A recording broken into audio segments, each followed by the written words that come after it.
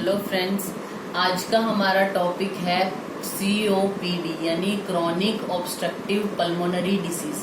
Chronic यानी इसके time duration को बता रहा है, यानी बहुत टाइम से। ऑब्स्ट्रक्टिव यानी ऑब्स्ट्रक्शन हो रही है। पल्मोनरी डिसीज यानी COPD क्या होता है? A group of lung disease that block the airway and make it difficult to breathe, यानी जो पेशेंट है उसको सांस लेने में दिक्कत होती है। और ये ग्रुप ऑफ डिजीज है, कोई एक बीमारी नहीं है। इसके अंदर लंग्स की डिजीजेस आती हैं जो एयरवे को ब्लॉक कर देती हैं। ठीक है, नॉर्मल क्या होता है, जैसे ये हमारा ट्रैकिया है, वो डिवाइड होता है प्राइमरी ब्रोंकस में। ये प्राइमरी ब्रोंकस में डिवाइड हो गया। ये सपोज हमारे लंग्स हैं, ये एक ही बना रही हूं मैं, तो ये फिर अंदर आके सेकेंडरी ब्रोंकस में डिवाइड हो जाएगा। सेकेंडरी वाला आगे इसके सब पार्ट्स बनते हैं, टर्शरी में डिवाइड हो जाएगा। ठीक है, इस तरीके से ये टर्शरी में डिवाइड हो जाएगा। टर्शरी के आगे ब्रोंक्यूल्स होते हैं, ब्रोंक्यूल्स के आगे हमारी एल्वेलाइज होती है। ठीक है, इस तरीके से हमारी एल्वेलाइज लगी है, नॉर्मल कंडीशन है। लेकिन क्या होता है, क्रोनिक ब्रोंकाइट, इसके अंदर जो COPD है हमारा, it include 2 diseases, that is chronic bronchitis, short में लिख रही हूँ, chronic bronchitis and emphysema. Chronic bronchitis क्या होता है, पहले हम बात करते हैं ब्रोंकाइटिस की। ये ब्रोंकस अब हमारा नॉर्मल है, लेकिन अगर इसकी इन्फ्लामेशन हो जाए इस तरीके से, तो ये हमारा कहलाएगा ब्रोंकाइटिस। तो क्रोनिक ब्रोंकाइटिस क्या होता है, प्रोडक्टिव कफ आती है। कब आप किसी को बोलोगे कि इसको क्रोनिक ब्रोंकाइटिस हो गया है? Productive cough at least 3 month in a year for consecutive 2 years, यानी 2 साल से पेशेंट को ऐसा हो रहा है कि साल में 3 महीने उसको प्रोडक्टिव कफ की प्रॉब्लम रहती है। 2 सालों से ऐसा हो रहा है, और 1 साल में कम से कम 3 महीने ऐसी कंडीशन जरूर रहती है, तो उसको हम क्रोनिक ब्रोंकाइटिस की कंडीशन में रख देते हैं। और क्रोनिक ब्रोंकाइटिस में क्या होता है, जो ब्रोंकस है उसकी इन्फ्लामेशन हो जाती है। फिर अब हम बात करते हैं एम्फिसीमा क्या होता है। एम्फिसीमा होता है distension of the air spaces distal to the terminal bronchiole, जो हमारे टर्मिनल ब्रोंक्यूल्स हैं सबसे एंड में हैं। Distension of the air spaces of distal terminal bronchiole due to destruction of the alveolar septa. जो ये नॉर्मल एल्वियोलाई है, इसमें क्या होता है, जो एल्वियोलर सेप्टा वो डिस्ट्रक्ट हो जाती है, एल्वियोलाई डिस्ट्रक्ट हो जाती है, जिसकी वजह से जो एयर स्पेसिस है उनकी डिस्टेंशन हो जाती है, उसको हम बोलते हैं एम्फिसीमा।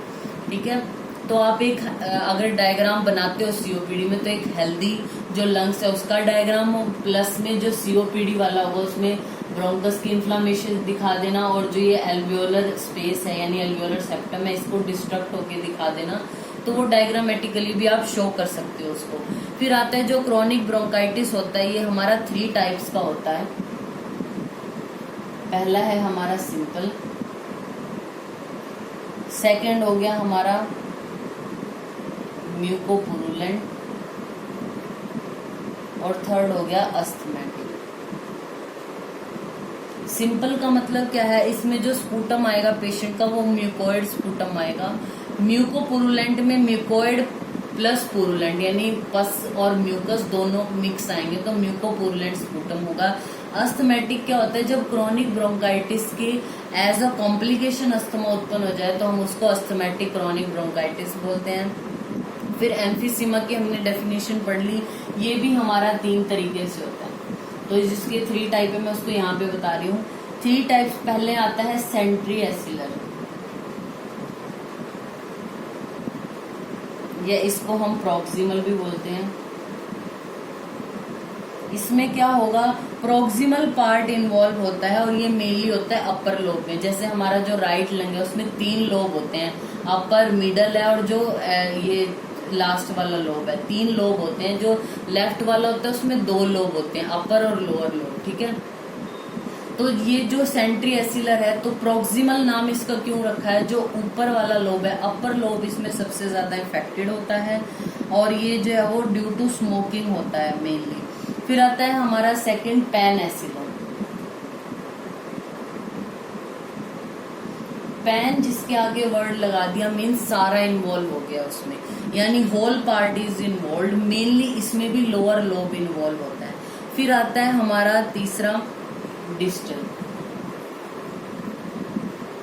डिस्टल या फिर इसको हम पैरासेप्टल भी बोलते हैं, क्योंकि इसमें डिस्टल पार्ट यानी जो नीचे वाले, प्रॉक्सिमल यानी ऊपर वाला पार्ट इन्वॉल्व हो रहा था, इसमें डिस्टल में यानी नीचे वाला पार्ट इन्वॉल्व होता है। It is mainly associated with निमोथोरैक्स। फिर आता है इसकी इटियोलॉजी, यानी ये जो सीओपीडी हो रहा है इसके कारण क्या है, इसको याद रखने के लिए आप याद रख सकते हो DIGS means D for dust की वजह से, I for infections, G for genetic जो है वो प्रीडिपोजिशन एंड S फॉर स्मोकिंग। ठीक है, ये हो गया हमारी इसकी इटियोलॉजी। फिर आते हैं क्लिनिकल फीचर। क्लिनिकल फीचर जो है वो हम इसके डिफरेंसेस के फॉर्म में पढ़ेंगे, यानी जैसे जो क्रॉनिक ब्रोंकाइटिस है उसमें प्रोडक्टिव कफ ज्यादा आती है पेशेंट को। जो एम्फीसीमा है इसमें स्कैंटी स्पूटम आता है, कम मात्रा में आता है। इसमें डिस्निया पेशेंट को होता है, लेकिन एम्फीसीमा में डिस्निया ज्यादा होता है। सपोज आपके पास कोई पेशेंट आता है और उसको सांस लेने में बहुत ज्यादा प्रॉब्लम है, डिस्निया है, यानी वो एम्फीसीमा का पेशेंट है। लेकिन अगर वो पेशेंट सांस लेने में थोड़ी दिक्कत है लेकिन उसको कफ ज्यादा आता है तो वो क्रॉनिक ब्रोंकाइटिस का पेशेंट है। ठीक है, फिर उसके बाद इसको हम ब्लू ब्लॉटर बोलते हैं और इसको पिंक पफर बोला जाता है। इसमें जो पार्शियल प्रेशर है कार्बन डाइऑक्साइड का वो बहुत ज्यादा बढ़ जाता है और जो पार्शियल प्रेशर है ऑक्सीजन का वो बहुत कम हो जाता है। मतलब आप इस तरीके से लिख सकते हो PCO2 इसमें बहुत ज्यादा इंक्रीज होता है और PO2 इसमें डिक्रीज हो जाता है, जो क्रॉनिक ब्रोंकाइटिस है हमारा। एम्फीसीमा में क्या होता है, जो कार्बन डाइऑक्साइड का पार्शियल प्रेशर है वो नॉर्मल होता है, जो ऑक्सीजन का है वो थोड़ा कम हो जाता है। ठीक है, इस तरीके से। फिर उसके बाद ये 5th डिकेड में मेनली होती है, ये 6th डिकेड में देखने को मिलती है। और इसमें फर्स्टली कफ आता है, पहले पेशेंट को कफ बहुत ज्यादा होगा, फिर सांस लेने में दिक्कत आती है। इसमें पहले डिस्निया है और फिर उसको कफ होने लगती है पेशेंट। इसको याद रखने के लिए आप कैसे याद रख सकते हो, क्रॉनिक ब्रोंकाइटिस है तो B फॉर, ये ब्लू ब्लॉटर है, ये पिंक पफर है। इसमें जो है वो ये याद नहीं रहता कि कौन सा ब्लू ब्लॉटर है, तो ब्लू ब्लॉटर इसको बोलते हैं। क्यों? क्योंकि कार्बन डाइऑक्साइड का जो पार्शियल प्रेशर है वो बहुत ज्यादा हो रहा है पेशेंट में, तो ये क्या है, ब्लू ब्लॉटर है। पिंक पफर क्यों है, कार्बन डाइऑक्साइड का वैल्यू तो नॉर्मल है लेकिन ऑक्सीजन कम हो रही है पेशेंट में। ठीक है, फिर उसके बाद इसमें क्या होगा, कफ पहले होगी, तो C फॉर क्रॉनिक ब्रोंकाइटिस है तो C फॉर कफ पहले है, डिस्निया बाद में होता है। जिस पेशेंट को डिस्निया ज्यादा है, कफ थोड़ी बहुत है, वो एम्फीसीमा का पेशेंट है। फिर उसके बाद हम इसकी इन्वेस्टिगेशन यानी डायग्नोसिस कैसे करते हैं। इन्वेस्टिगेशन क्या कराएंगे, पेशेंट की जो नॉर्मल है CBC, ESR, चेस्ट एक्सरे कराना, PA व्यू, ECG करा सकते हैं, PFT यानी पल्मोनरी फंक्शन टेस्ट कराना है, या स्पायरोमेट्री। स्पायरोमेट्री हमारा जो लंग्स है वो अच्छे से काम कर रहे हैं या नहीं, उसको जानने के लिए हम जो है वो स्पायरोमेट्री की हेल्प से स्पायरोमेट्री कराते हैं। फिर आता है इसका ट्रीटमेंट। ट्रीटमेंट में क्या है, यानी डस्ट इन्फेक्शन इनकी वजह से हो रहा है तो पेशेंट को स्मोकिंग स्टॉप करने को बोलना है, हेल्दी डाइट लेनी है पेशेंट को, ब्रीदिंग एक्सरसाइज करनी है, और ऐसे एरिया में जहाँ पे डस्ट ज्यादा है वहां पे अवॉइड करना है जाना। ठीक है, फिर आते हैं इसमें हम ड्रग्स क्या देंगे, तो इसमें आप याद कैसे रख सकते हो, BAMS। आप एग्जाम में मत लिख के आना, ये सिर्फ याद रखने के लिए। ट्रीटमेंट में BMS है, मतलब B फॉर क्या है, ब्रोंको डायलेटर्स देना है, जैसे डेरिफाइलिन, थियोफाइलिन, या फिर बीटो एगोनिस्ट में हमारे पास साल्ब्यूटामोल, साल्बिट्रॉल, फॉर्बिट्रॉल आता है। A फॉर एंटीबायोटिक्स, क्योंकि इन्फेक्शन की वजह से भी होता है तो एंटीबायोटिक्स भी देनी पड़ती है, जैसे सेफ्ट्राइक्सोम है, सेफिक्सिम है, रोक्जिथ्रोमाइसिन है। फिर आता है म्यूकोलिटिक्स, जो हमारा म्यूकस बना है, जो स्पूटम अंदर बन रहा है उसको निकालने के लिए जो वो म्यूकोलिटिक्स हैं, जैसे ब्रोमहेक्सिडीन या एसिटाइल सिस्टीन। फिर लास्ट आता है अगर इन्फ्लेमेशन ज्यादा है तो हम स्टेरॉइड भी देते हैं पेशेंट को। फिर आता है इसमें कि हम स्टेजेस देखते हैं पेशेंट में, वो कैसे हम डिसाइड करते हैं, FEV1 डिवाइड बाय FVC, यानी forced expiratory volume divide by forced vital capacity. इसकी हम वैल्यू देखते हैं पेशेंट में निकाल के। अगर ये लेस देन 80 है तो यानी उसको पल्मोनरी डिजीज है या पल्मोनरी ऑब्स्ट्रक्शन है किसी तरीके से। अगर ऐसा है यानी 50 से 70% तक आई है उसकी ये वैल्यू, तो पेशेंट को हम एक बीटो एगोनिस्ट चला देते हैं। ये स्टेज 1 है, यानी इससे कम हुई तो हमें इससे पता चल गया कि पल्मोनरी ऑब्स्ट्रक्शन है, यानी लंग्स की कोई बीमारी है पेशेंट। 50 से 70 अगर आई है तो हम पेशेंट को B2 एगोनिस्ट चला देते हैं। फिर आती है स्टेज 2।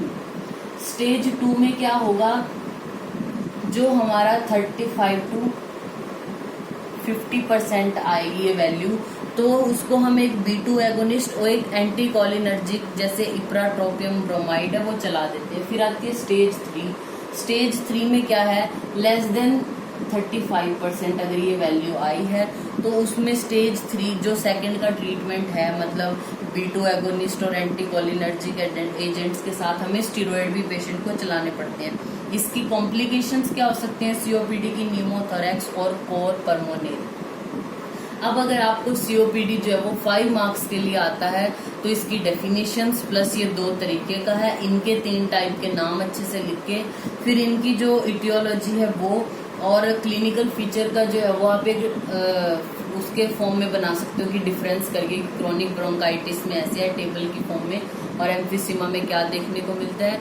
ट्रीटमेंट में जो BMS बताया वो आप इस चीज को जो FEV1 FVC जो है वो हम कैलकुलेट करते हैं, इसको स्किप कर सकते हो अगर ये कम मार्क्स के लिए आए। टाइम मैनेजमेंट जरूरी है, क्योंकि अगर ये ज्यादा मार्क्स के लिए आए तो आप इसको ऐड कर सकते हो। FEV1 FVC जो है वो ये हम निकाल के देखते हैं, और इसकी कॉम्प्लिकेशंस क्या है, यानी न्यूमोथोरैक्स और कोर पल्मोनरी। तो ये हमारा टॉपिक हो गया COPD। Thank you.